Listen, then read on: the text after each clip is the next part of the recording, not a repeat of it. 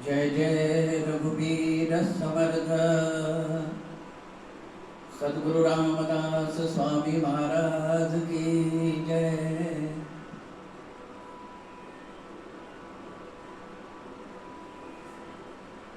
ज्याचा जो व्यापार तेथे असावे खबरदार।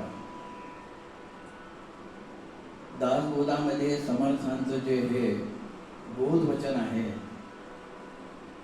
या वचनावर मी थोडंसं बोलत आहे आज। ज्याचा जो व्यापार तेथे असावे खबरदार।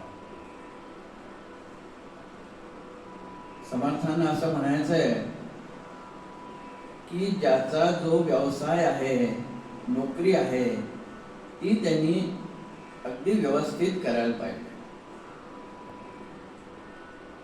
हे भगवंतानी त्याला नेमून दिलेलं काम आहे, हे त्यांनी अतिशय मनपूर्वक करायला पाहिजे। भगवंतानी नेमून दिलेलं काम मनापासून करणं हा फार मोठा परमार्थ आहे असं समर्थ म्हणतात। कारण त्यावर बरेच लोक अवलंबून असतात। हा सेवेचाच एक भाग आहे। काय होते की बरेचदा असं होते की रोज रोज ते काम करून आपल्याला कंटाळा येतो, परंतु तो तेवढा पुरता ठीक आहे, त्याचा कामावर परिणाम व्हायला नको। त्याचा कामावर परिणाम झाला की कसा गोंधळ होतो बघा। दोन जुळे भावंड असतात, दिसायला इतके सारखे असतात की त्यांच्या आईलाही त्यांना ओळखण्यात गोंधळ होतो। त्यांना त्यांच्या कामाचा कंटाळा येतो। एक शिक्षक असतो, एक सैन्यात असतो। त्यांना त्यांच्या कामाचा कंटाळा येतो, म्हणून ते दोघे असं म्हणतात की आपण आपल्या कामाची अदलाबदली करू, आपण सारखेच दिसतो, काय कोणाला समजणार आहे। म्हणून साठी जो सैनिकात असतो, जो सैनिक असतो, तो वर्गावर जातो शिक्षक म्हणून आणि मुलांना stand up sit down, stand up sit down असं म्हणत पाऊण तास काढतो। आणि जो शिक्षक असतो हा सैन्यात जातो, त्याचे ते गोळी चालवणं बघून, रक्त बघून आणि इतर सैनिकांना म्हणतो, नका रे गोळी मारू त्याला, किती रक्त निघतंय त्याला। तात्पर्य काय की जे काम करतात ते दोघांना येत नाहीये, त्यामुळे ते जे बावरलेले आहेत ते वेगळंच आहे आणि आपलं कर्तव्य करत असल्यामुळे इतरांना जी गैरसोय होते ती वेगळीच आहे। म्हणून समर्थ म्हणतात आहे की नेमून दिलेलं काम व्यवस्थित कर। याला स्वधर्म स्वकर्म असं म्हटलेलं आहे। कर्तव्याची जागृती, कर्तव्याची जागृती असणं हा प्रत्येकाचा धर्मच आहे। एखादी बाई ही बाईच असते, परंतु ज्यावेळी ती आई होते त्यावेळी तिच्यामध्ये मातृधर्म जागा होणं आवश्यक असतं। तो नाही झाला तरच ते पापाचरण ठरतं। सावरकरांना ज्यावेळी अटक करून चेन्नईहून अंदमानला आणायचं असतं, त्यावेळी बोटीने आणतात त्यांना। खूप मनोबल खच्चीकरण करण्याचा प्रयत्न करतात त्यांचं, परंतु मुळीच खचत नाही। कारण मातृभूमीला स्वातंत्र्य मिळवून देणं हा माझा धर्म आहे हे ते चांगले जाणत होते। टिळकांना ज्यावेळी मंडालेच्या तुरुंगामध्ये टाकलं गेलं त्यावेळी एक कागद त्यांच्या समोर भिरकावला गेला आणि त्यांना म्हटलं गेलं की यावर स्वाक्षरी करा, आत्ता तुमची सुटका करून देतो।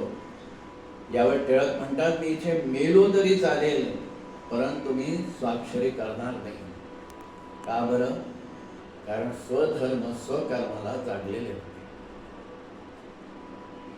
ते महाभारतामध्ये द्रोणाचार्यांनी धर्म सोडला. पितामह भीष्म गेल्यानंतर कौरवांचे सेनापती द्रोणाचार्य झाले. भीष्माचार्य असेपर्यंत युद्धाचे सगळे नियम पाळले जात असे, परंतु द्रोणाचार्य सेनापती झाल्यानंतर सगळे नियम शिथिल केले गेले. आधी कसे नियम होते, गजारूढांनी गजारूढांशीच युद्ध करायचं, रथारूढांनी रथारूढांशीच युद्ध करायचं, जे पायदळ आहे त्यांनी पायदळांशीच युद्ध करायचं. परंतु द्रोणाचार्य सेनापती झाल्यानंतर हे सगळे नियम तोडून टाकले गेले, त्यांनी स्वतःनीच तोडले.